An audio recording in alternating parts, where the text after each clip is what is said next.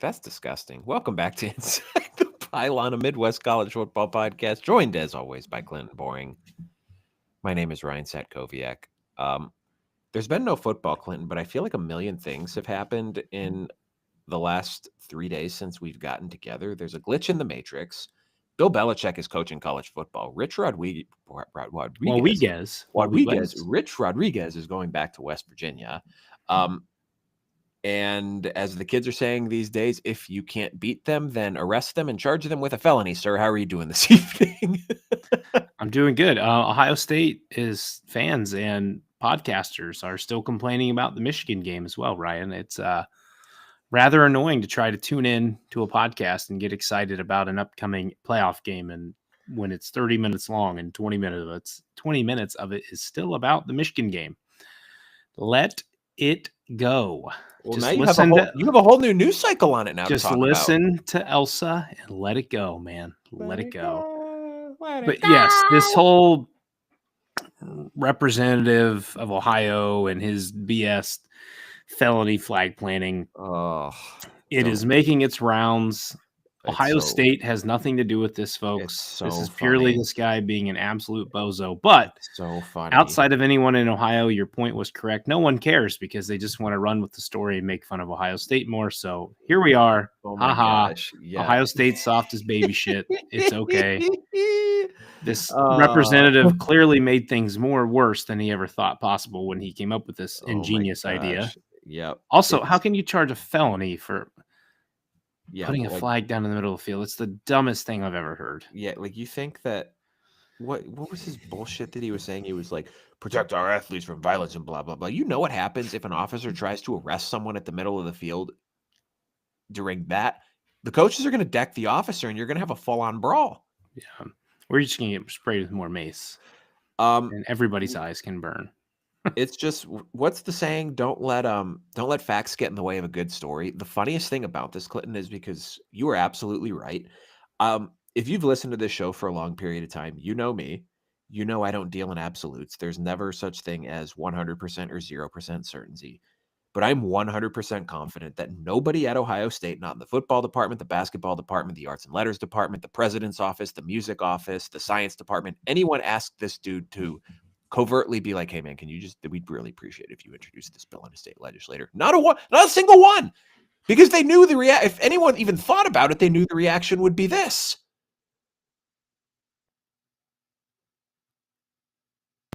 Sorry, my dog was coming downstairs, so I didn't want you to hear her clunking her way downstairs to try to get on the podcast. Listen, we love the Putzi. We love the Putzi talk. Come here, girl. How you doing, girl? Huh? You gonna be on the show? If you weren't so big, I could pick you up. Yeah, I don't know. It's clearly it's everyone's gonna run with it. It's hilarious. I also saw a meme get posted today of Elon Musk wearing a Michigan hat, and I don't know if there's any truth to that. But if they have Elon Musk and Oracle on their side, they already got enough money. They'll have more money than whatever knows what to do with. Yeah, they got more money than God. Yeah, man, the last thing you want is a distraction, however stupid and maybe not real it might be before a playoff game. I would assume the football team is pretty nonchalant about this, whatever. You'd think. I think the bigger distraction, Ryan, was that Brian Hartline interviewed for West Virginia's job, and that got leaked today, but I knew there was nothing to it because we follow a couple West Virginia people on Twitter with our ITP page, and they were pretty hell-bent on Rich Rodriguez was getting that job. It's been Rich Rod for about 3 days now. Yeah. So when my buddy sent me that, I'm like, there's no concern. Rich Rodriguez is getting that job. And if he doesn't, Jimbo Fisher's going to get that job. It is not Brian Hartline, who's never called a play in his life. He's not getting the job. But what it does do is it's a power move with Brian Hartline saying, hey, I'm actually taking interviews now. So pay me more or get rid of Chip Kelly and make me the full-time OC. Yeah, I'm honestly I get that he's an alumni and he probably loves that place. And I mean, there's something to be said for not messing with Happy. And I'm sure he's already probably one of the highest paid $1.6 million a year. Yeah, so he's probably making more than he would be as an OC at pretty much any other job in the country because no one worth a damn is going to give a no-time play caller that much money to come in and call plays when he's never done it before. Yep. He's still listed as co-offensive coordinator, which is amazing, right? Well, I don't remember if we It ever had does. this conversation on the podcast or not, or if we just had it offline before we started this show, but I'm kind of surprised that he hung with Ohio State when he was technically the offensive coordinator last year, and then not like technically, but not really, kind of sort of got demoted when they hired Chip Kelly and made him co-OC, not play caller. I But mean, again, if you're making 1.6 million, man, like you're making more than a lot of OCs. You're making more than a lot of G5 head coaches too. mhm. So unless you have a desire to run your own program or try to spread your wings out from that Ohio State umbrella and become a play caller, like what incentive do you have to leave that job? There's no financial incentive. There's no like personal incentive. I'm sure he's very happy in Columbus. Like it's a great city to raise a family in, He also especially, has the very roots that young he has there. kids. Yeah, especially the roots you have there, like having to uproot that whole life, Mhm. not the easiest thing to do. Nope. Unless So it's a yeah, great opportunity. I think Hartline wants a shot at head coaches someday here. So he's well positioned to do that if he stays in Columbus and doesn't leave versus, let's say Ryan Day leaves and he just took that West Virginia job. Well, guess mhm. what? You got no shot now because you're also not going to be promoted to offensive coordinator, which I think just about any new coach would do. As long as they have ties to Ohio State. I mean, they Right, right, right. certainly would keep Hartline on the staff. They would not get rid of him. That Oh, would be no, the for sure. dumbest decision in the That would world. be very dumb. But very interesting with as the dog goes back up the stairs now to follow my wife.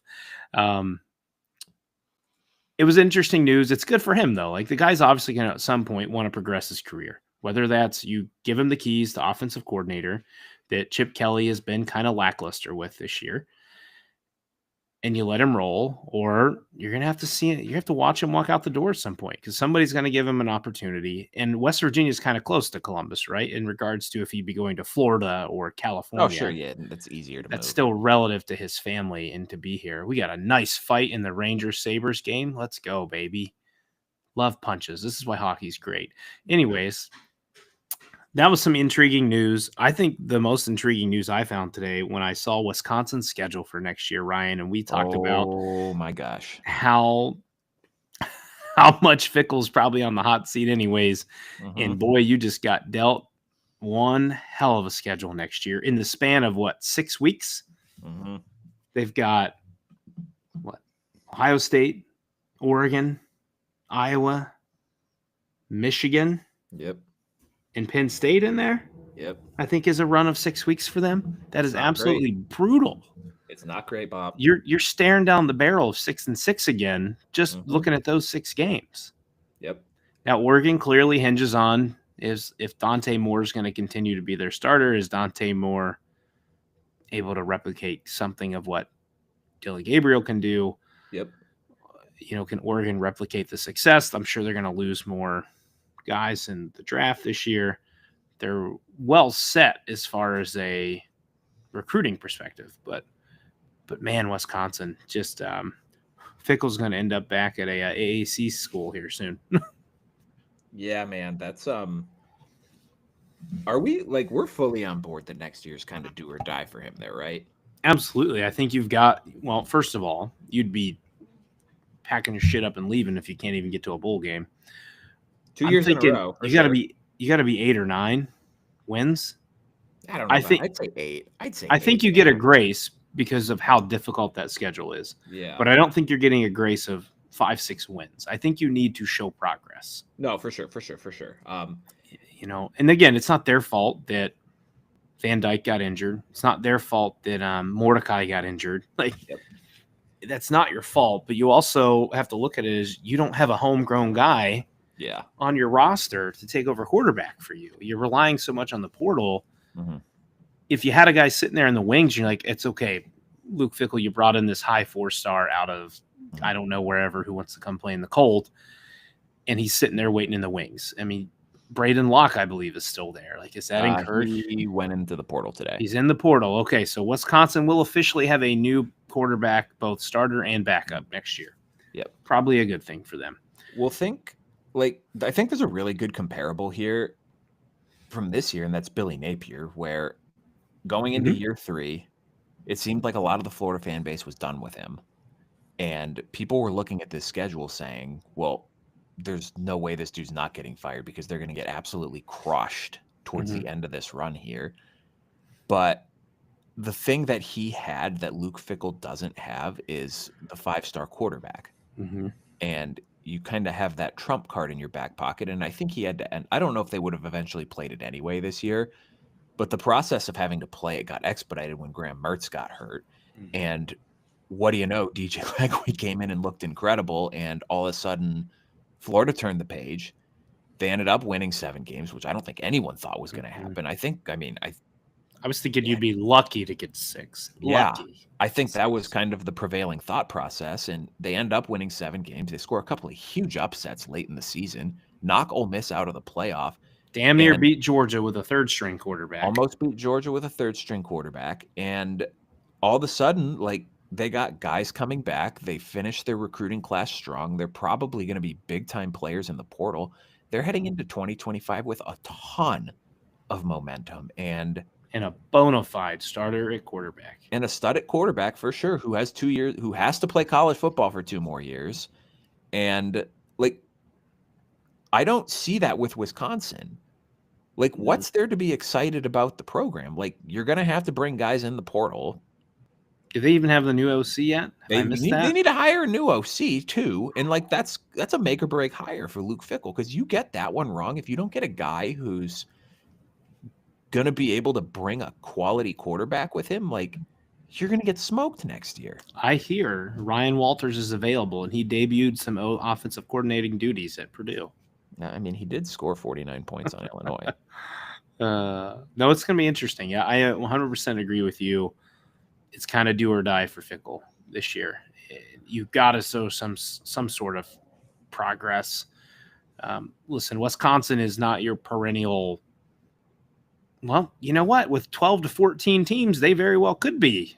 If they get back to how they were with Alvarez and all these guys, like Paul Christ, even, like, if you're sitting 10-2 as Wisconsin, you're probably in the playoff. I mean, yeah, if you look at, like, you get Alabama in the non-conference. So you're playing, 9 conference games plus what is probably going to once again be a top 12-ish team next year. And they have to go to Bama.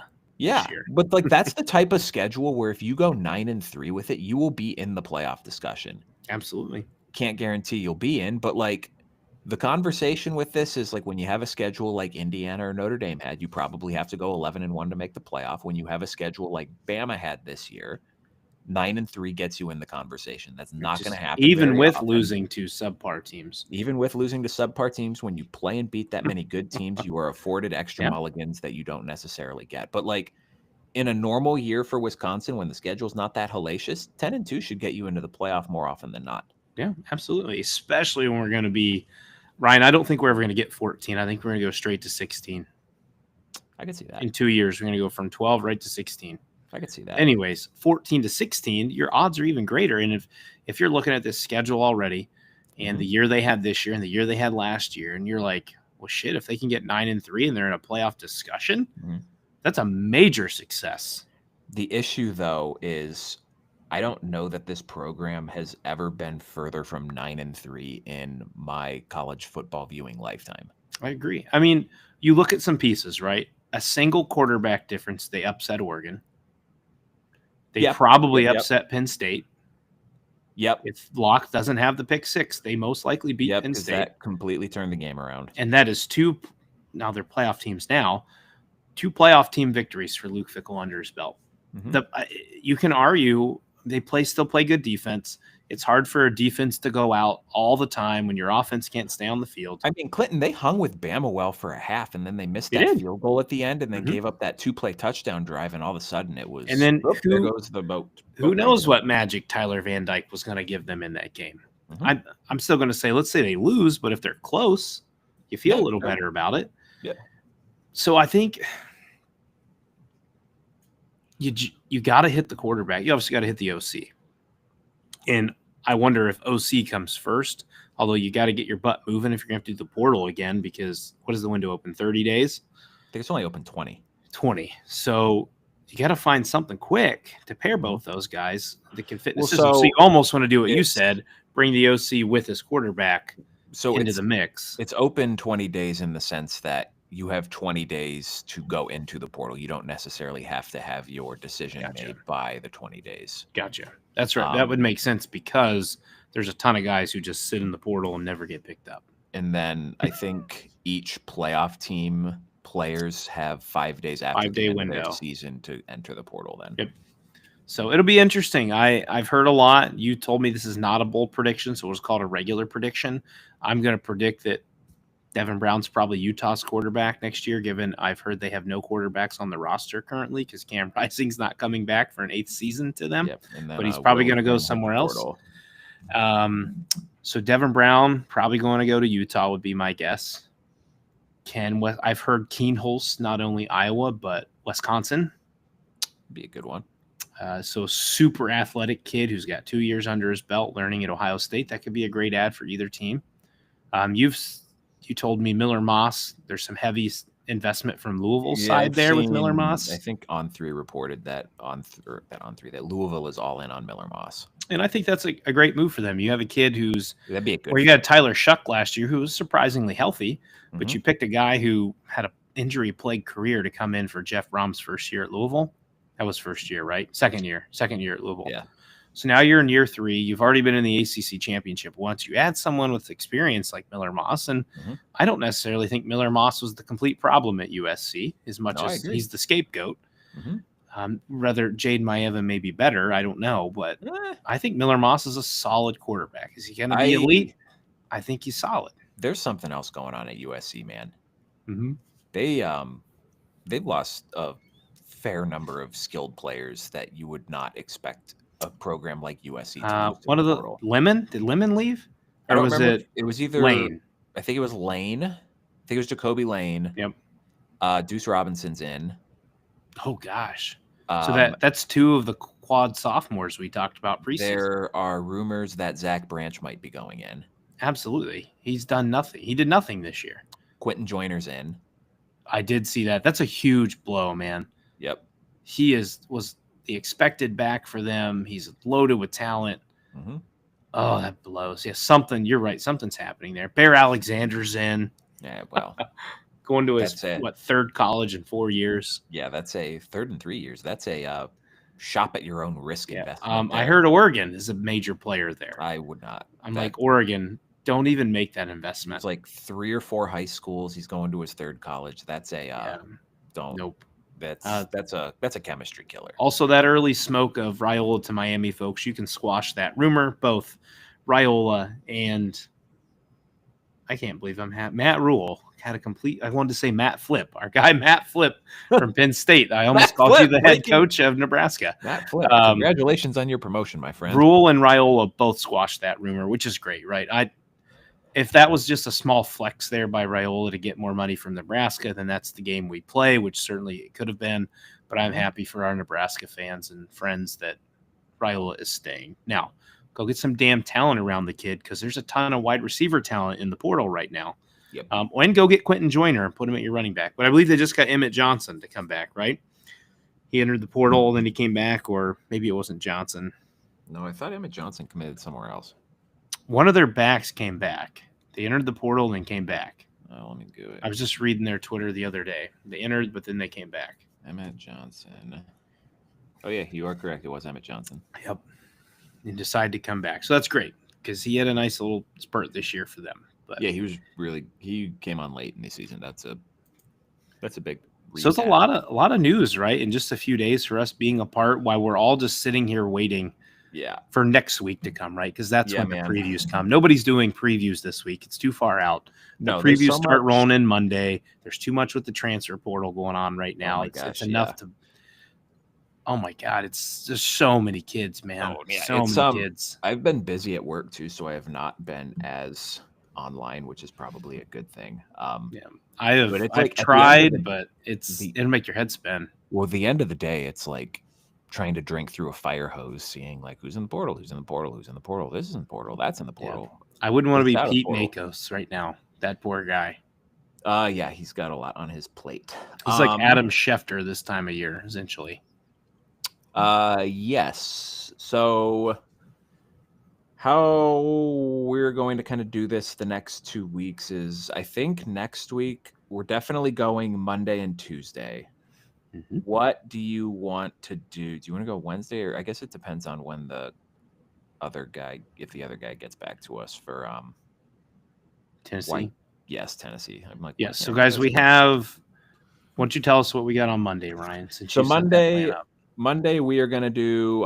It's gonna come in one podcast, but if you are someone who likes to watch us live on the YouTube, it's gonna be a 2-parter on the YouTube around 8 Eastern.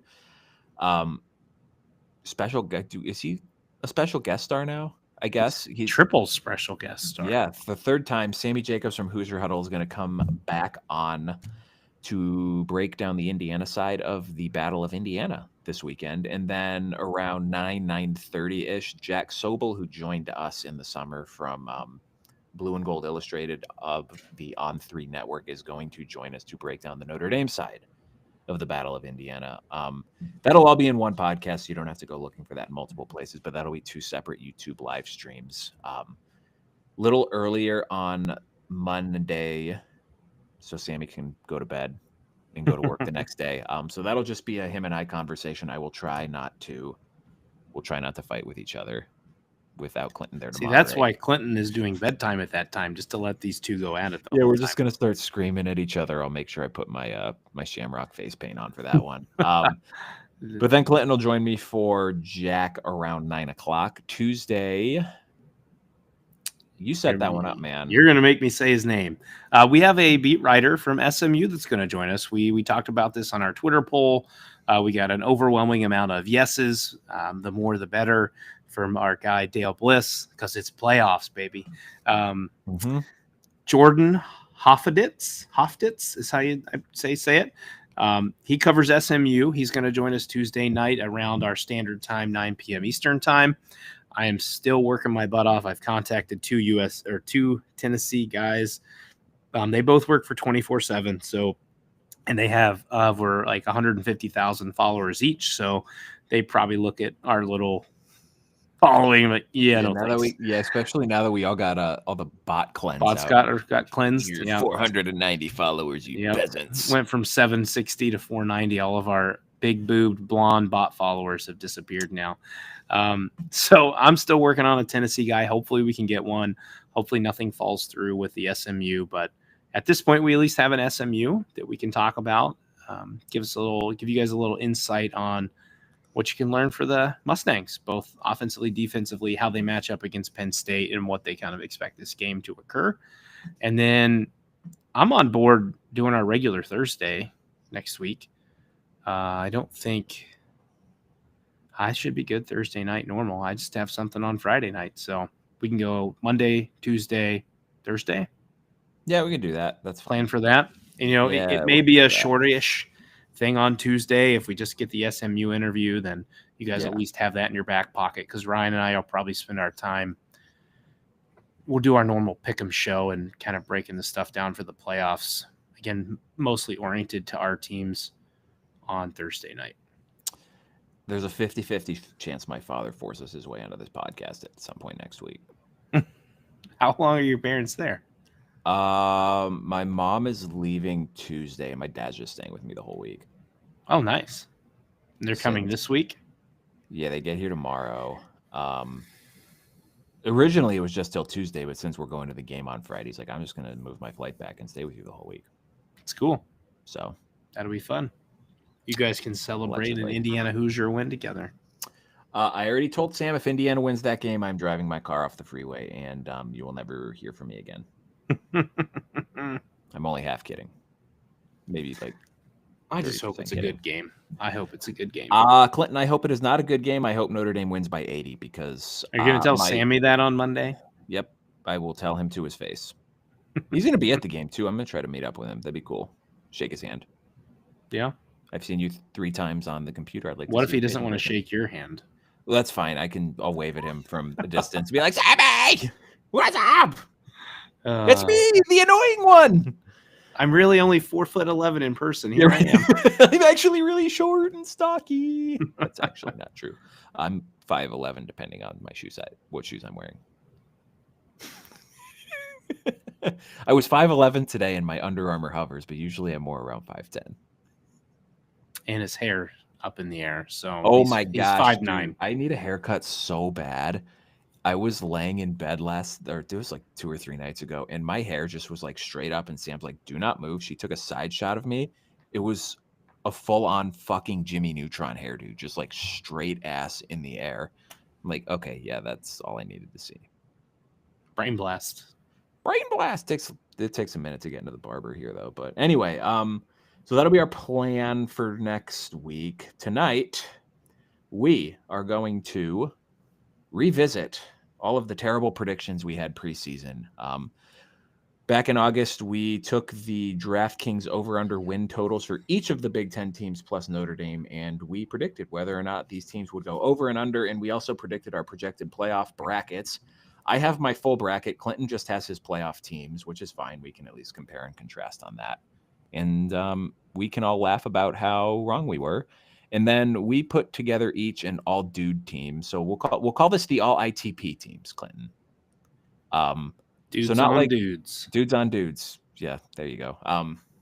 You're just trying to get that Pornhub subscription back right there. That's not the view I want, though.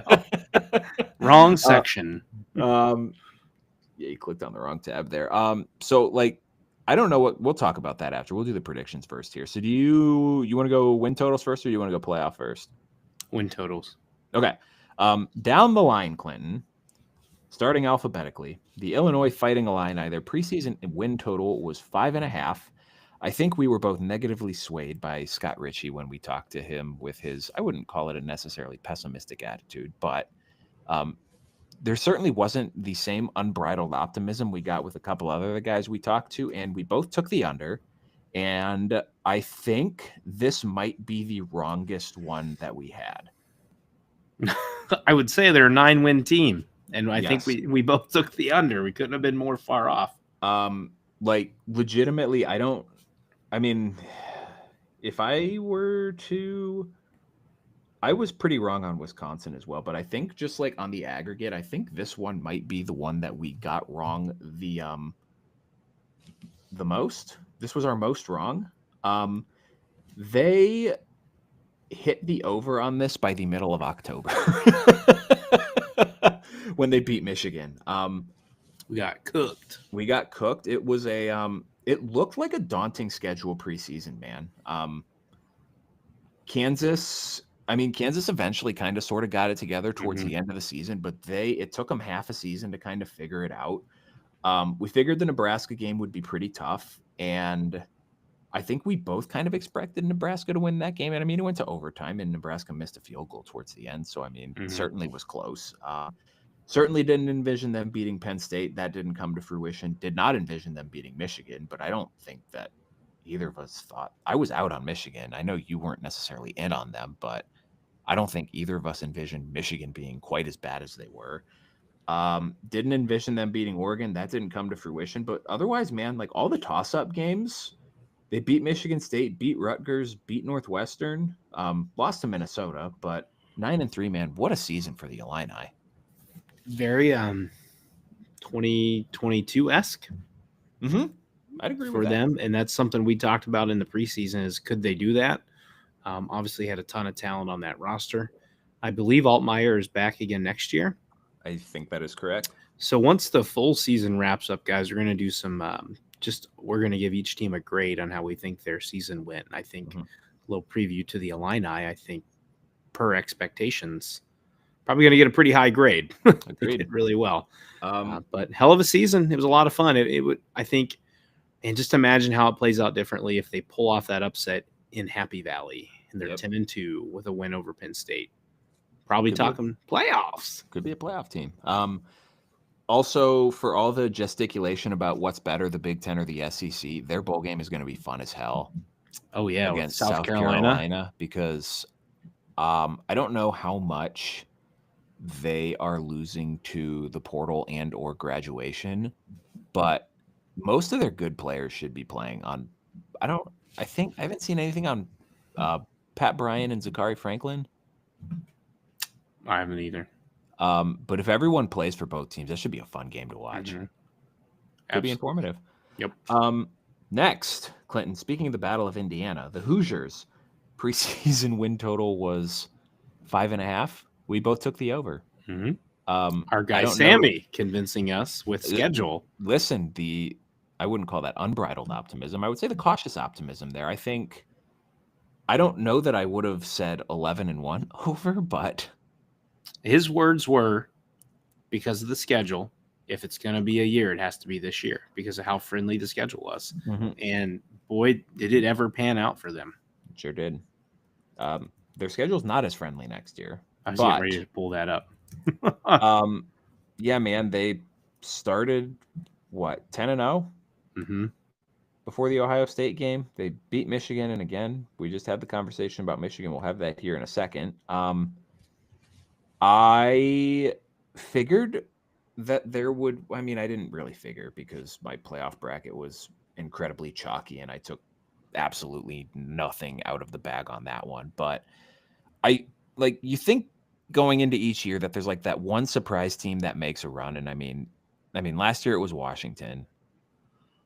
To a certain extent, I guess you could probably put Texas in that range as well. But you could have given me, man, 3 guesses to go through the Big Ten and say, you can't pick Oregon, you can't pick Penn State, you can't pick Ohio State, you cannot pick Michigan. What team do you think is most likely to qualify for the playoff in the Big Ten? And I probably would have gotten like 4 or 5 additional teams down the list before I got to Indiana, if we're being completely honest with you. Certainly think it's feasible. Given just where they had to turn around from last year to make that big of a jump with the amount of portal guys you had to bring in that you're starting, portaling goes pretty dramatic. It usually goes really well. See Florida State, see Indiana. Yep. Or it goes really bad. See Florida State 2024. Yeah, so especially when you're pulling guys up from the G5 level, even as good as they are, like when you're pulling up that sheer volume of it, like the odds of the majority of those guys being hits going from the Sun Belt to the Big Ten is remarkable. Like the fact that most of the, like Mikhail Kamara, for example, what did he finish with? 10 sacks this year? Yep. Tied Incredible for second in the player. Big Ten. Incredible player. Curtis Rourke coming from the MAC. Incredible player. Elijah Surratt, incredible player. They all hit, man. Like, just call him by his real name, Waffle House. Waffle House. He's always open. He's going to be locked down he's going to have a tough time against Leonard Moore, though. I will say that. Yeah, man, just great coaching job. I wouldn't be upset if Kenny Dillingham won National Coach of the Year. I think he certainly deserved it with the turnaround he orchestrated at Arizona State. But if I had a vote, it would be Signetti for Coach of the Year. Like, just 100%. Incredible coaching job. Incredible coaching job. Do you got that schedule pulled up for next year? I do. So they open up the season with a banger. The Kennesaw State Owls. Ooh. The Indiana State Sycamores, the only team to lose to Purdue this year. Embarrassing. But they open Big Ten play home against Illinois. So I believe it really depends on what Illinois brings back. Yep. But then you got to go to Kinnick Stadium on the 27th of September. That's always a doozy. Then you get a bye week before you go to Autzen to face Oregon. Oof. Next 3 are pretty winnable, depending on what these teams look like and get better in the offseason. But Michigan State, UCLA, at Maryland. You would suspect, depending on what they're maybe doing at quarterback for Indiana, those should all 3 be wins. But then on November 8th, you are going to travel to Beaver Stadium to play the Penn State Nittany Lions. If you're relevant again next year, Indiana, that might be a night game. You might be the whiteout. It'll be big noon. I said relevant, not number 1 in the country. I'm just kidding. They put big noon, Ohio State, Purdue. So yeah, there you go. Then they get Wisconsin at home. And then they get a bye week before the old Oaken Bucket against Purdue. Is it the old Oaken Bucket? There's the bag of nails. It's not bag of nails. Whatever. It's old Oaken Bucket. It's so they're kind of trophy. They've got 3 stout road games is what we're getting at here. At Iowa, at Oregon, at Penn State. It's brutal. Now, if you can win everything else, you're 9-3. So it's not still not that brutal of a schedule if you can get to 9-3. But you're no room for error beyond that. No, you get the win at Iowa and you lose to Oregon, you lose to Penn State. I still think for an Indiana team, even though what they did this year,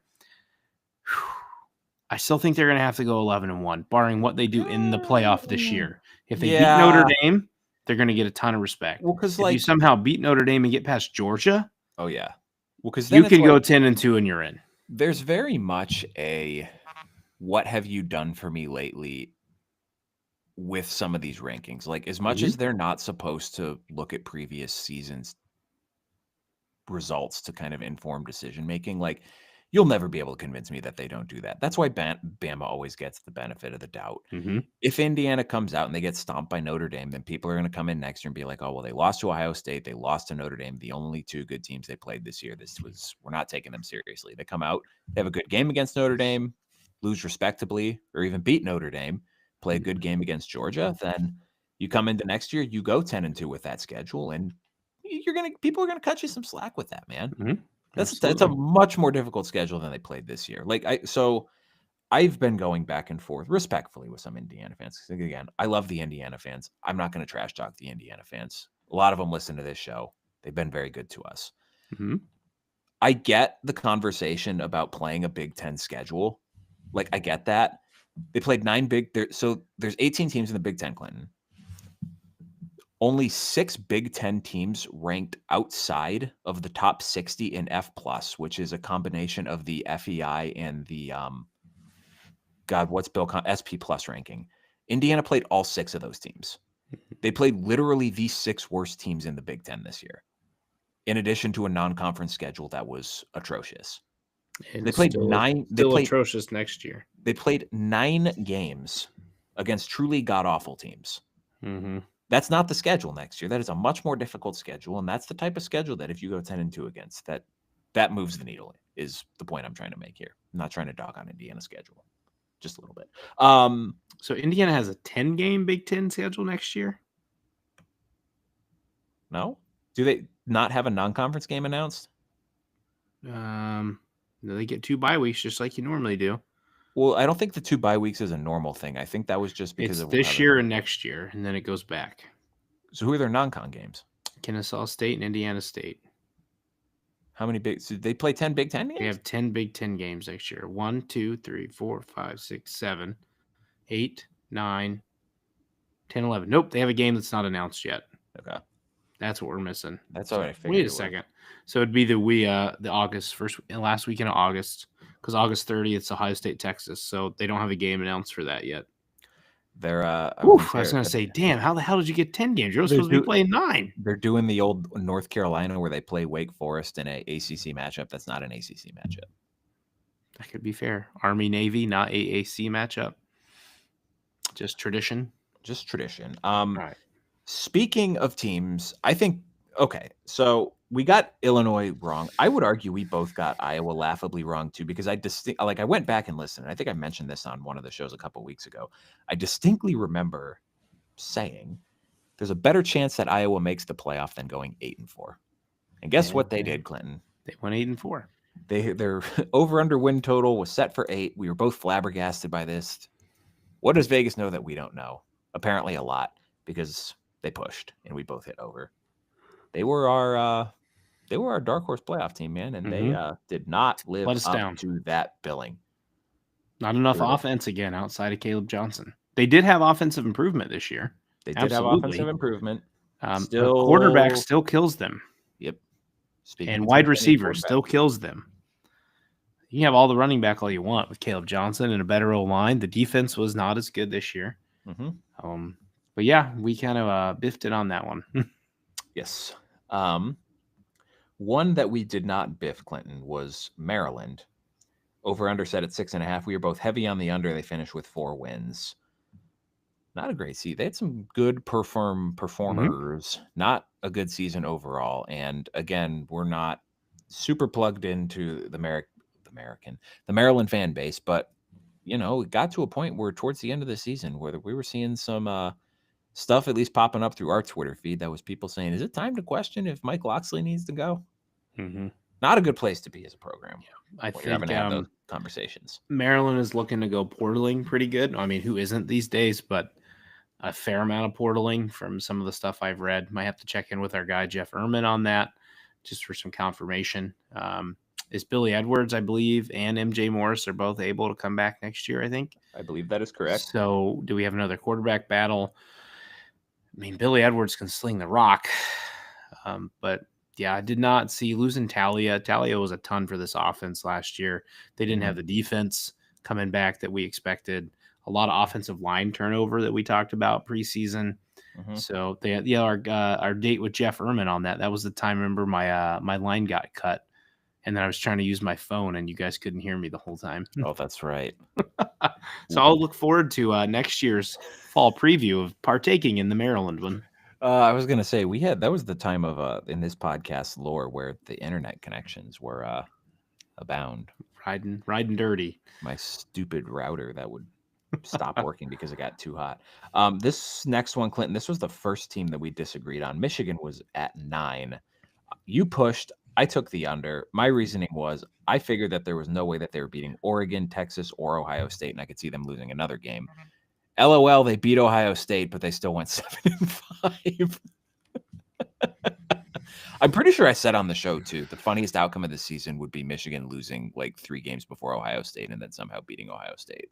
And they did. So they lost more than we don't need to dive any more into that. That's good enough. Yes, I pushed. I thought Michigan would still be respectable after talking with our guy Broom. I almost said Brom. Good, my Lord, my name's tonight. Broom. He made me pretty hesitant with the comment of if they can teach Alex Orji to play quarterback, but turns out they could not. I figured the defense would be better. Still not as good as they were last year, obviously, or the past few years. Missing Will Johnson's a big part of that. But then I did not envision the offense being as much of a dumpster fire as it was. I thought they'd have some semblance of a pass game. And that down the road affected the run game because everybody knew what you were doing. But a little miss by me there. It'll be interesting to see. I think Michigan misses a lot of the top dogs next year. They get Ohio State. I believe they get Oregon again, but they miss Penn State. If you want to talk about them for a few, I'll pull them up real quick. Yeah, they do have. I think they are at Oklahoma in the non-conference too. They are. It depends on what Oklahoma you get, I guess. Also true. What's left? Two of their top 2 receivers are in the portal. Listen, I do like Ben Arbuckle as an offensive coordinator, though. The Washington State OC. So they're going to go at Oklahoma on the 6th. They are at Nebraska next year. That's going to be a tough game. Raiola year 2, Matt Rule year 3. You get Wisconsin at home. You got to go to USC. So a little revenge game there. Still get Washington. You're at Sparty. Purdue at home. At Northwestern, at Maryland, Ohio State. That's pretty reasonable. So not a daunting schedule. I would say, given quarterback, we'll see what happens. 8-3, 9-4. I'd say that's reasonable. Be my expectation. I'd say that's reasonable. Maybe pushing playoff if you hit it right, but there's so much they have to change on the offense, and they're getting obliterated again with losses on defense. They're losing Colston Loveland, who was everything on that offense. Yep. Davis Warren can't come back for you. Are you going to start a true freshman all year? Can you convince a guy to be a bridge for maybe half a season? Those type of questions there. Can Sharon Moore, I know he beat Ohio State guys, but you also have to give credit to the fact that Ryan Day shit down his leg again to lose that game. But can Sharon Moore take a big enough step in year 2 to get them into that 9-3 range? So we'll see how it goes. I'm going to take a little victory lap on this one because I like all the talk preseason about Michigan, we got to respect what they've done on the offensive line in the past, and they'll get the quarterback figured out. It just felt kind of like gaslighting to me. I'm like, that's not how replenishing an offensive line works. We got us a comment from Sloops. Ohio State, can we talk about them?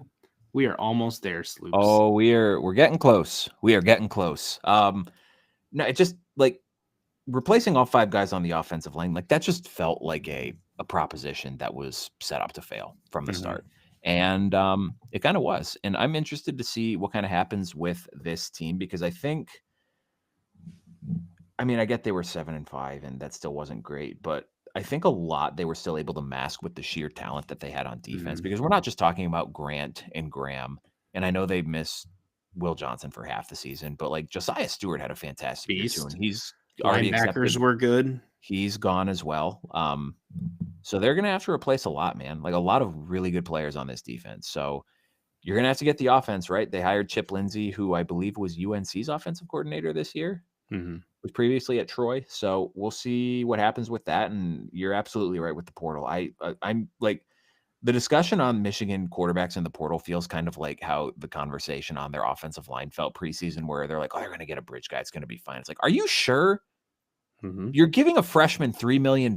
What self-respecting quarterback who was leaving his job right now to play next year is going to walk into that situation knowing that he's going to have to be looking one eye over his shoulder the whole time? I don't buy it. Yeah. I don't buy it. Anyway, next we have down the line, Michigan State. We both hit this one preseason over-under win total was 5, and they pushed. I think they had a perfectly appropriate year. Good. It was a perfectly fine year, but also I don't think that I personally saw enough from Aiden Childs to feel super confident about them next year. I did not. I thought he would take a bigger step forward than he did, and like they kind of did it. I mean, we talked preseason too. It's like you better if you want to be a bowl team, you got to get your wins early because the schedule gets tough down the stretch. So maybe that plays a little bit of a role into it too. But I thought that he would get a little bit better as the season went along, and he was just kind of A lot of turnover-worthy throws this year. Mm-hmm. Definitely hurt the team with the amount of turnovers he had. Right. It wasn't quite the expectation I thought coming in, especially from game 1 to game 12. Jonathan Smith, I still believe in. I think he's a good coach. Yep. I think Michigan State played solid defense all year. So we'll see what happens next year, but go us for getting a push. Yeah, good call, because you have to call that right on the dot. Next, we have Minnesota 5.5. I was dead set to go under on them before we talked to Ryan Burns, and he kind of, I don't think he meant to do it, but he talked me into the over. We both took the over, and they went 7-5. And Clinton, arguably, that could have been a little bit better for them because they had a couple of close, gut-wrenching losses this year. Max Brosmer is Max Montana or Joe Brosmer against North Carolina week 1. There's a win. Yep. Damn near beat Penn State. Penn State, a lot of close calls this year. They pulled them out. Add those 2 wins, you're 9-3. I think there's more optimism about keeping Fleck there outside of the Minnesota faithful who like him. I continue to think he's the right guy for the job. Coy Parrish, man. He's good. He is going to be a superstar on this defense in coming years, was already a superstar freshman. Look forward to seeing him next year, but hell of a good season for the Gophers. They may or may not have their quarterback for next year. They just got a commitment today from Zach Pyron, who was Georgia Tech's backup this year. And if that's your guy for next year, then I'm not buying Minnesota next year because I watched him play for one game and I was not impressed with him. Yeah, the Minnesota faithful are giving me the guy that's on the roster already this year. The freshman? He was a high 4-star freshman, I believe. Gotcha. So that'll be a fun QB battle to watch them because I'm not convinced on Zach Pyron. Next up, we have Nebraska Clinton. Good Lord. 7.5. We were drinking the Kool-Aid. We both took the over, and at least they got a bowl game, but they went 6-6. Yep. That's all I got to say. I think we bought too much on. We bought too much in, but it was the excitement, right, of Raiola. Yeah. Our guy Rob got the juices flowing for us. He was buying the hype even more, drinking the Kool-Aid. And maybe we swung a little too hard on that one to start. But I think the prospective future is very well there for them. You have your quarterback. Yep. We've said it numerous times. Now get the pieces around him. You got the coach. I believe in Matt Rule. You have the coach. That is Get the pieces around him. Get him some better, more consistent weapons in the receiving game. I'll let you take the reins on this one, Clinton. Ohio State, 10.5. We both said over, and somehow, some way, they did not hit it. They went 10-2. They lost to Michigan again.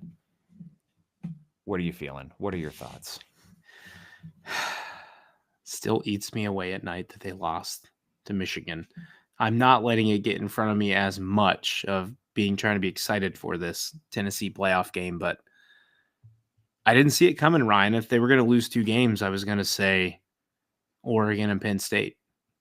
Or somehow, God forbid, they tripped up on one that they shouldn't have. And as the season further went, I just couldn't fathom how Ohio State was going to lose to Michigan again. Could not fathom. And then it happened. And I'm sitting here watching this game, and I want to recap it all again. I'm just like, there's no way, right? This can't happen again. And then we get to the drive down the highway, or down the highway, like a drive down the highway. It went so fast in a 2-minute drill that they scored on. I'm like, shit, they got it now. They're done doing this run into a brick wall stuff. Ryan Day was just playing in the first half. He's like, got you guys. We're just going to throw the ball on you the whole rest of the game. And they didn't. And we lost. And you cost me my over 10.5 Ohio State. So pretty disappointed. We'll see how this season finishes out as far as playoffs go when we give our grades. But disappointing end. If this is a 4-team playoff, you're sitting home again. Mm-hmm. You're damn lucky it's a 12-teamer. And I would argue if it's a 4-teamer and you're sitting home again, Ryan Day may be out of a job right now. Yeah, man. So is he coaching for his job next week? I think it depends on the result. Do you think we're there yet? I think it depends on the result. I think, well, obviously, if it's, I don't know, Ryan, because I don't even know if I could say if they lose on a game-winning field goal again, that's very similar to what happened to them with Georgia a few years ago when you missed the game-winning field goal. I think Ohio State's fan base is kind of had it up to here, and if you can't see, my arm is above my seated head right now. And I'm telling you, man, the vibes here in Columbus, it's so much just continue to talk about Michigan, how Ryan Day has effed this program and set it back. And now they're even bitching about the fact that they're going to scarlet out the shoe next Saturday, and Ohio State might wear all red instead of the uniforms they wore in the playoffs 2 years ago. I'm like, could you? And it's Ryan Day's fault, of course. I'm like, always Ryan Day. Could you guys bitch about this guy anymore? My God, what does he have to do? Marry your daughter? He is a really good coach. Yes, he has things he has to get past and has to learn. But it's not like he's Rich Rodriguez at Michigan or Brady Hoke at Michigan. The guy is a really good coach. He's got to figure something out. He's an elite recruiter. I don't know, man. Unless they have someone waiting in the wings, ready to go, I don't think he's coaching for his job. Unless they get blown out. Bill Belichick. He's just got hired at North Carolina. Yeah, well, Bill O'Brien got hired at Ohio State and then got hired by BC 2 weeks later. You just said Bill Belichick. Oh, you think he would swivel? No, ain't no way in hell. No Bill Belichick, no Deion Sanders. Don't give me that BS. So let me ask you Marcus Freeman. Do you want to lose to Utah State or whoever you open the season with next year? If they get Marcus Freeman? Yeah. Jesus, could you imagine that if that happened? Oh my God! Because Ryan Day won't lose to those teams. Not yet. And then Ohio State goes in and loses to Grambling State because they hired Marcus Freeman. That'd be crazy. That'd be insane. Let me ask you one more question, and we can move on to Oregon. Herbie caught crap for this, but I feel like I've seen a lot of people say it. The prevailing, I don't know the prevailing thought, but there's been a lot of discussion on. It actually would have been better for Ohio State to get out of Ohio to play because that stadium is going to be a tinderbox, and the first time something goes wrong, and if they go down early, that it's going to be like a match going off and everything's going to explode, and the vibes are just going to suck the energy out of the stadium. No. I think the fans know what's here. They're fans of the team, they don't have to be fans of the coach. So will they get pissy if things aren't going right? If Ohio State's sitting here running into a brick wall again, like they did against Michigan, yeah, I'm sure they will boo. But they're not booing the team; they're booing the coach. Yeah, but that's not what it comes across as, though. Yes, especially given, I believe, former Ohio State player, can't even remember his name because he never did anything, but is now at Tennessee saying that the horseshoe isn't loud. It's not even louder than Arkansas and one other smaller SEC team. I think the fans are going to take that personal. I think it's going to be really loud. They've been juiced for an 8 o'clock environment all season long. And they finally got one after the only one they got was a 7:30 start against Western Michigan on BTN in September. I think this atmosphere is going to be crazy. I don't know what I'm going to get from this Ohio State team. I don't know where I'm going to pick almost a week from today, who I'm going to pick in that game, but I think the atmosphere is going to be crazy, and I think it's going to be fine. I think it was a bold swing by Herb Street to say that. Next up, we have Oregon 10.5. I'm smart. You're dumb. I said over. You said under. Go me. I mean, they were way over 13-0. Well, the Big Ten title game doesn't count. Still 12-0. It's still 12-0. They went over. And their reward is playing Ohio State or Tennessee in the second round. Congratulations on the Big Ten title, Oregon. Yeah. I don't really have anything else to add on Oregon. We've talked about them a lot this year. Mm-hmm. Next, Northwestern, 4.5 preseason win total. And why were we so high on Northwestern? Because it's Northwestern. They were 8-win team last year, 7-win team. We both said over, and So they we went bought in 4-8, and yeah, that was just that's That's kind of the story of their season. Yeah, they I mean they here we go. You are so dumb. You are really dumb for real. That's us. I mean, hey, at least I heard the sound tonight. It wasn't just shh. Came across beautifully on the show that we posted on the podcast. It was gorgeous. Well, because I had to edit it in. And I was like, because it came right at the opening. I was like, damn, that was good. How the hell did I miss it? No, you did not miss it, because I pulled the audio file down, and it's just like, I'm like, oh, Jesus Murphy. So whoever pulled up, if you watch the first 30 seconds of our YouTube video from Sunday night, it's just me and Clinton staring at the camera in longing silence. Sit still, look pretty. Isn't that a song? Yeah, something like that. You can redeem yourself, though, Clinton, with Penn State. They were also 10.5. I picked under. You picked over. Because I called them in the Big Ten Championship. Technically, I said the Big Ten Championship would not be Oregon-Ohio State rematch. But you didn't specify. It could have been Indiana. No, and that's why you go intentionally vague, man, because then you can claim victory. I like specifics. Even though you screwed it up. Yeah, well, you said Penn State, Ohio State, you ding-dong. I mean, we hit on that. I don't know if I want to spend too much with Penn State because they're still playing. They are still playing. We got more to talk about at another date. Would you like to talk more about Purdue? Because I think that might have been your best prediction of the preseason. Dude, I nailed that shit. You nailed it. Their over-under win total was 4.5. That was easy money. And I said they'd be lucky to win 1 or 2 games, and they won 1. They won 1 game. They finished with an 11-game losing streak. I'm not going to go back and do the math on this podcast right now, but they had a hellacious schedule, which looked even more hellacious, or ended up being more hellacious than it initially looked, because they got Ohio State, they got Penn State, they got Oregon, they got Notre Dame, and they got Indiana. They played 5 playoff teams, and I'm pretty sure they got outscored. Shellacked. They got outscored like 240-28 in those 5 games. Yeah. Just absolutely brutalized. I don't know what else to say other than I need a song that says "You are so smart, you are so smart," because I got that one right. Because when you made me do that thing in June where I had to guess what the over under would be, I was like 2, and it's like, no, it's 5. I'm like, you got to be shitting me. Like, this team is not winning 5 games. This is a BS. Let me set the Vegas line for Purdue. Well, and maybe the good news for Purdue fans is you have a new coach. Mm-hmm.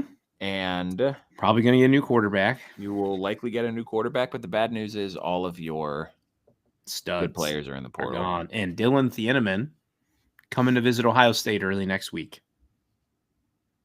Sloops, it's a Big Ten channel, my friend. I'm just the Ohio State fan, and Ryan is the Notre Dame fan, but we cover the whole Big Ten. I got the hoodie on here, bro. Rutgers, Clinton, 6. We technically got this one right, but I don't feel good about claiming a victory for this, because I think we had, if we were to put a number on it, we would have said 8 to 9 wins, and they won 7. Kind of a disappointing year, man. Mm-hmm.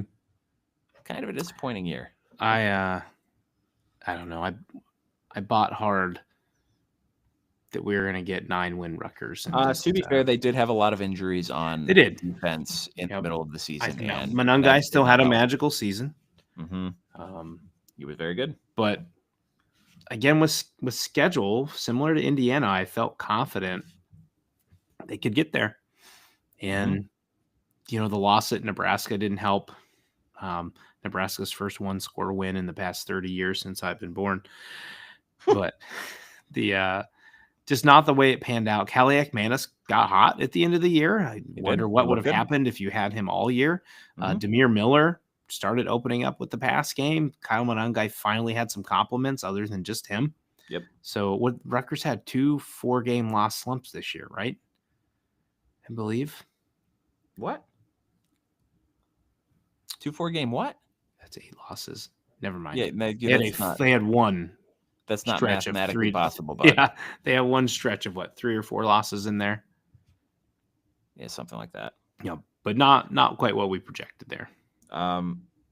I feel like the UCLA one was a bit shocking. Their over-under was Absolutely. set at 5. We both said under, and they pushed. That was a really Mhm. good year for Deshaun Foster. Dude, there was at one point 2 weeks into the season, we're saying this team's they're going to be the worst team in the Big Ten and win one game. I know. I thought that they were going to be the 1-11 team after But they're that going to Hawaii out game. Purdue, and Purdue They just turned it around, man. Purdue'd. They were even I think after they got the crap kicked out of them by Indiana, and we're like, oh man, maybe these guys are really bad. And it turns out Indiana was just really good.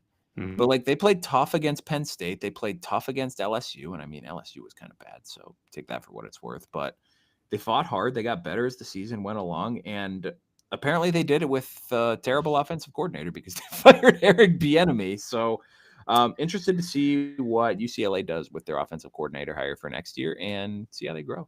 Yep. Across town, USC, you called this one as well.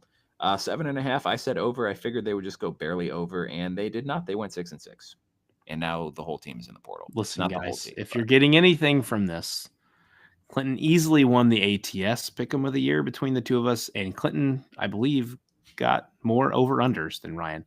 You Listen did to not. me. Did not what? Over-unders? We both went 9 and 10. Oh, so 9 and 10 plus my wonderful ATS over Ryan.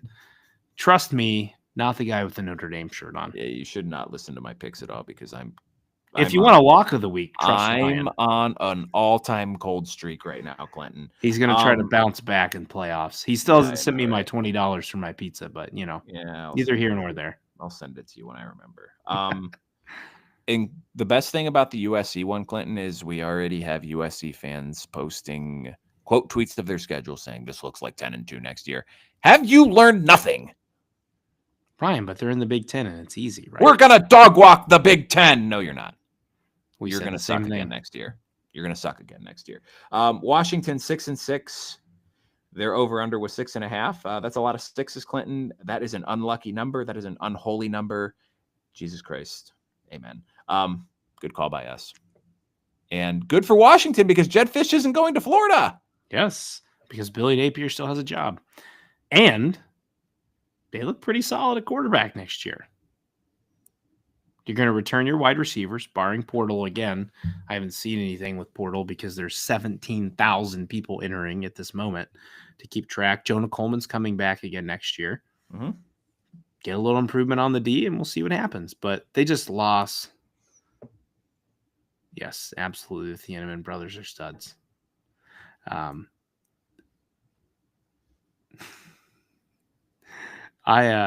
don't know what that means. Yeah, I'm excited to see what Washington does. They had so much turnover, and that's why you and I were kind of in our feels about them.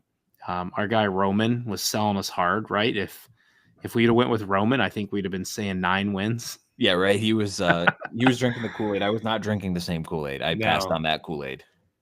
But Washington's fun. I'm glad Jed Fish is there. They get a second year. Let's see what happens. Wisconsin, Clinton, over-under was 7. You said push. I said over. We were both wrong. We talked about Wisconsin already. I don't think we need to rehash that one. Nope. Finish up. Do or die season for Mr. Fickell. Yeah, he might be in deep doo-doo here. We also both got this one wrong, Clinton. Notre Dame's over-under win total was 10 on the dot. We both pushed. I'm going to pretend that was a reverse jinx on my part. And they went 11-1. And I think that there was a brief period in time, aka the 30-minute rant I went on this podcast the Sunday after the Northern Illinois game, where I said this team probably wasn't going to win 8 games. And dude, you know what's hilarious? I would like to go back to preseason Ryan and say, Ryan, Notre Dame finishes 11-1. Who's their one loss to? I bet you would not have said Northern Illinois. It would have been the last game that I picked. What? Would have been the last game that I picked. So USC?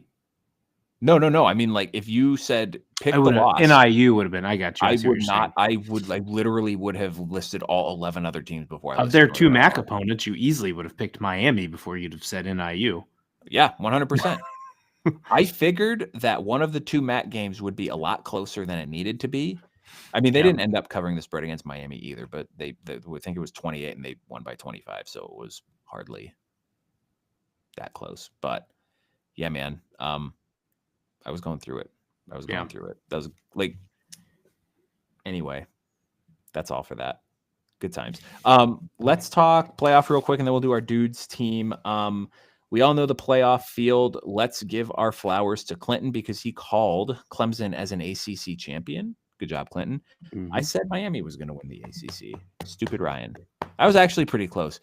We did our playoff bracket after the Florida State Georgia Tech game. Thank God, because I think I had Florida State in the bracket, and that would have been super embarrassing to have to rehash today. Listen, week 0 doesn't count for anything. Week 0 is BS. And I'm sorry to anyone. I mean, I enjoyed watching the game. I'm assuming you're on the left, buddy. I don't know. So I've got OU. I've got Dayton. I'm an Ohio State fan. Clinton just likes Ohio. But this is a super comfortable hoodie that my in-laws got me. Youngstown State. I think Toledo, it came from a Goodwill Miami. in Dayton, and it's just hella comfortable. And I was extremely bloated after I ate dinner, so it fit me better. Yeah, Chipotle tonight. I'm going to be regretting that decision in the morning. We both had Ohio State as the Big Ten Conference Championship game winner. Stupid us. I did have Georgia winning the SEC. Go me. You had Bama winning the SEC. Boo you. Last time I roll tide.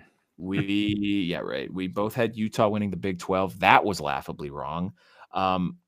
We both had only. Did we both have only one ACC? No, I had 2. I had Clemson and Miami. That's right. Okay, so you at least got the 2 ACC teams. Good for you. We both had only one Big 12 team, so we kind of got that right. Both of our G5 teams were wild misses. I had Memphis. You had App State. Oh shit! I thought you had Boise. You had Memphis. I had Memphis. Yep.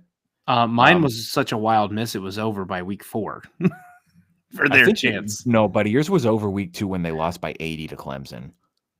Yeah, and then they got whipped by Georgia State too. Yep. I had Texas as the 5 seed. I think that's really the only thing good that I got right. Mm-hmm.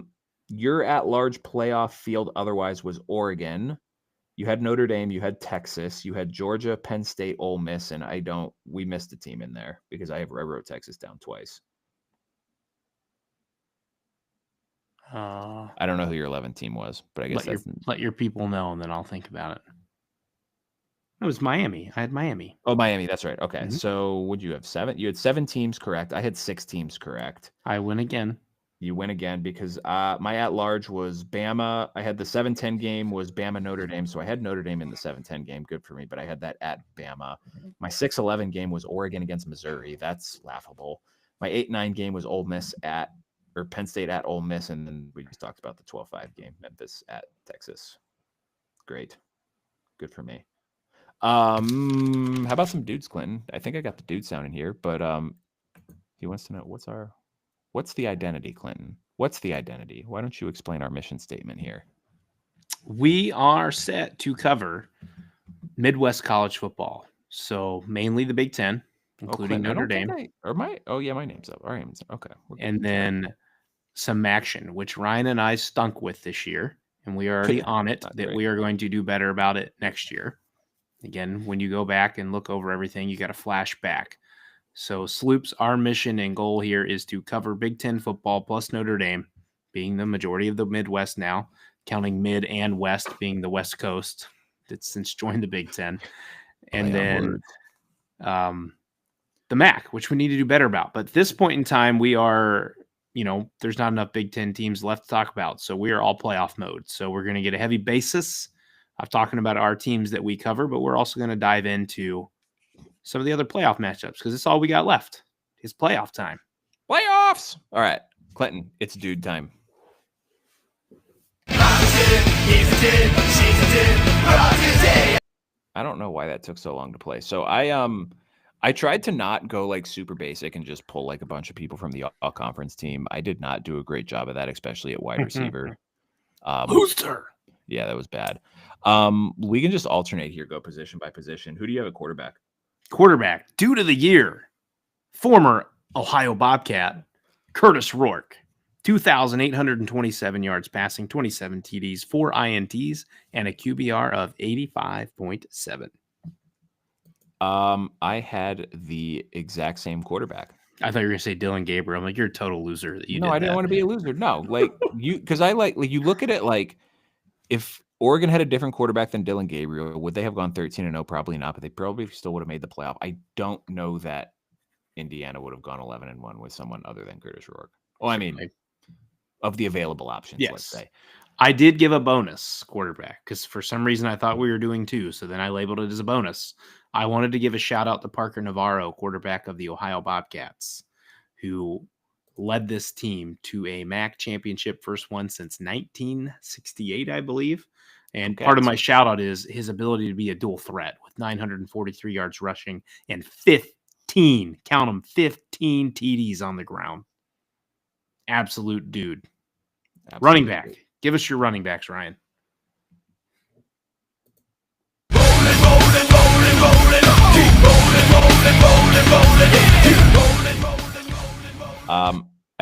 I know you said don't steal your running back, but if I did not put Caleb Johnson on this list, it would not be a valid list. Absolutely. Best in the Big Ten, man. 37 yards, 21 touchdowns. Incredible season. My other running back, though, had to give a shout out to Jeremiah Love.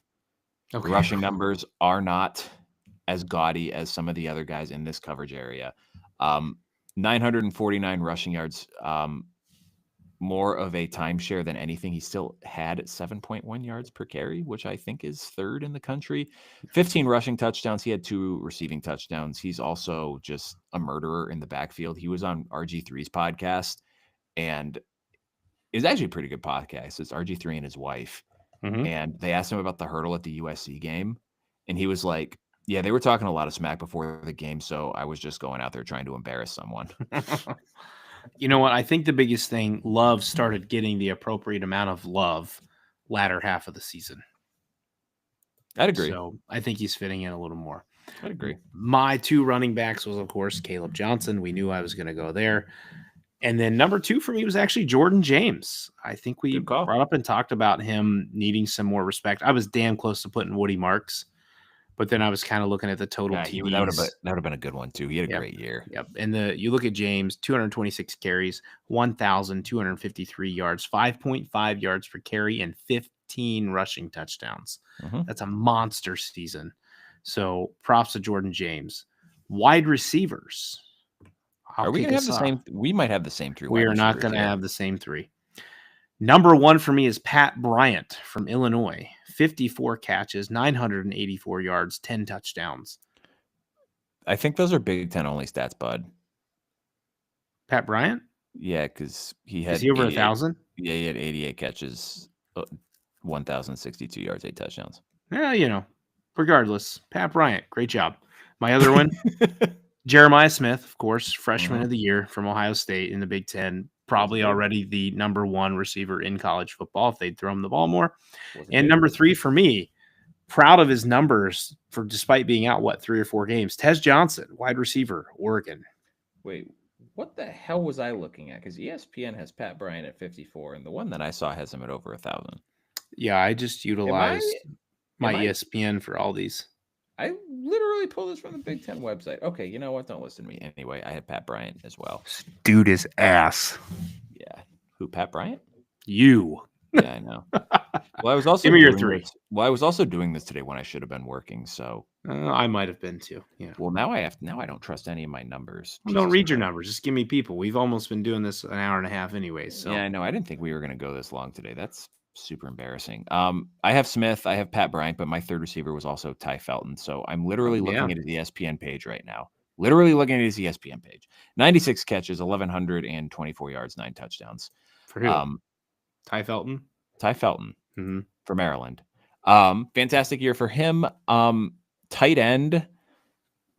I mean, this is probably blasphemy, but I just wanted to make Penn State fans mad at me again. I picked Harold Fannin because he had a monster season, and I feel like, why can't, oh my God, Clinton, I think I'm having a stroke right now. Why can't I'm Tyler Warren. Jesus Christ. I was about to say Pat Fryermuth. I'm like, that's super embarrassing.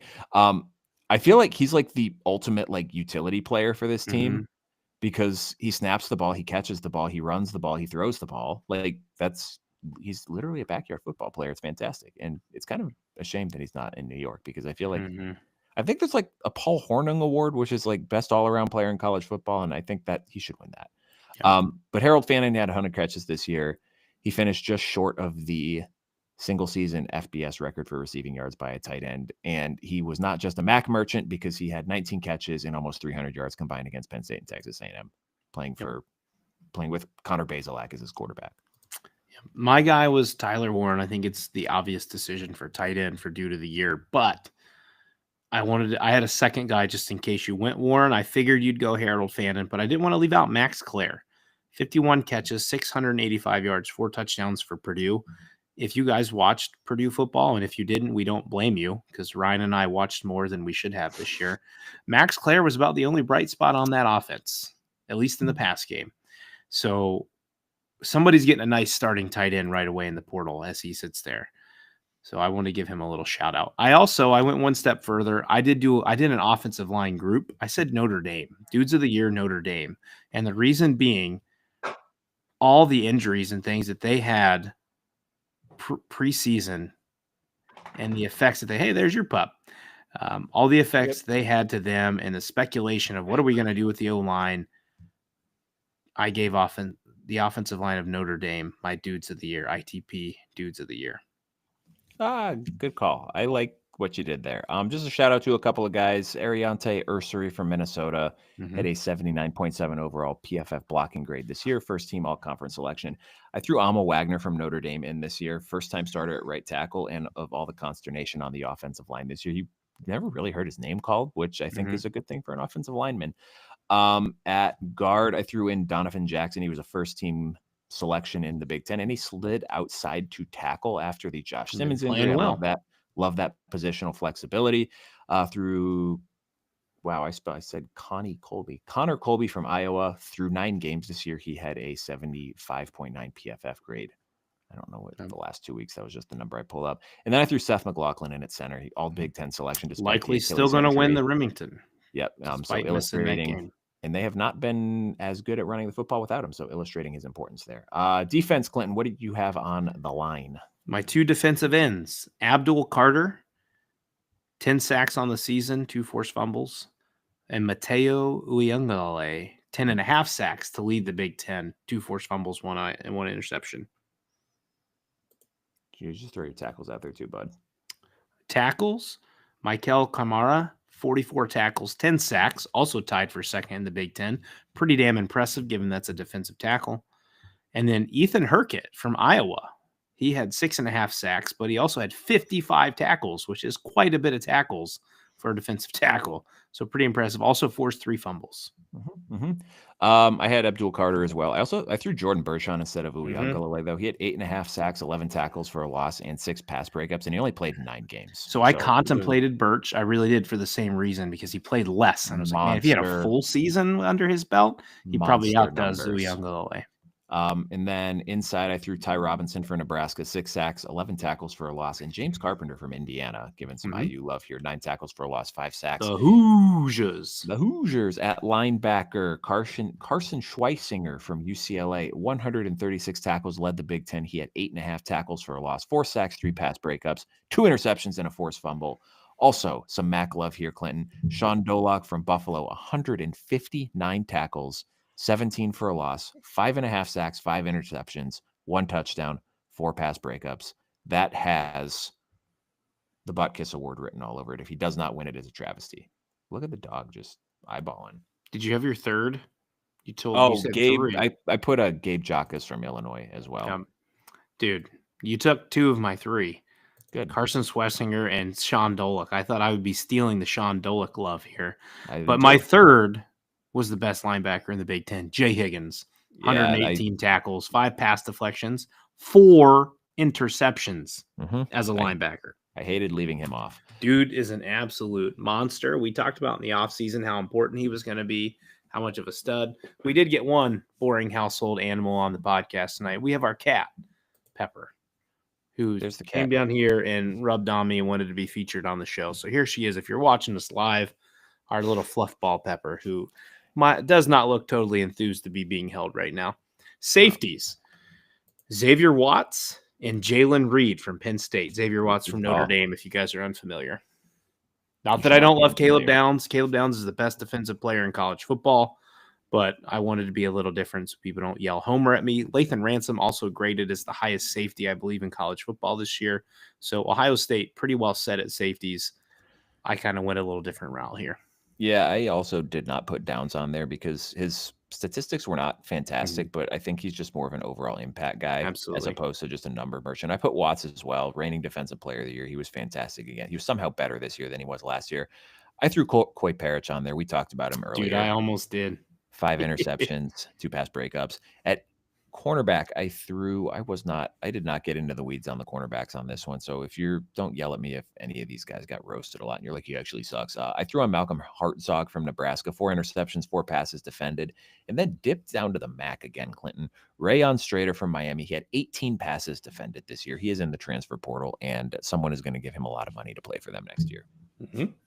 I went back to the well of the Indiana Hoosiers, D'Angelo Pons. 53 tackles, 2 INTs, 9 pass deflections, doing this all while he is a mere 5'9". Small man living in a big man's world. Xavier Scott, cornerback, Illinois. 44 tackles, 4 interceptions, 6 pass deflections, 1 forced fumble, and 1 sack. You don't get cornerback sacks very often. So those were my corners. I did include my little special teams love here. Kicker, pretty easy. I went Big Ten Player of the Year merchants on these. Dominic Zvada from Michigan. I don't know how you could pick anyone else other than him. He's coming back for another year. He's a beast. And then Eddie Zaplicki, I believe is how you say his last name, punter for USC. And then my returner of the year, Caden Wetjen from Iowa. Can we see the dog? Your dog or my dog? It'd have to be your dog because there ain't no way in hell my dog's going to get up here. Maybe my dog. I don't know. She went back upstairs. I think Sam's pissed at me because I think we were supposed to be done half hour ago. Anyway, I had the same specialist. We got Sloops and Blind in the chat tonight. This is the most. They're just talking to each other now. I love it. All right, man. That's all I have. I gotta go. I'm in deep doo-doo, Clinton. We were supposed to be done half an hour ago.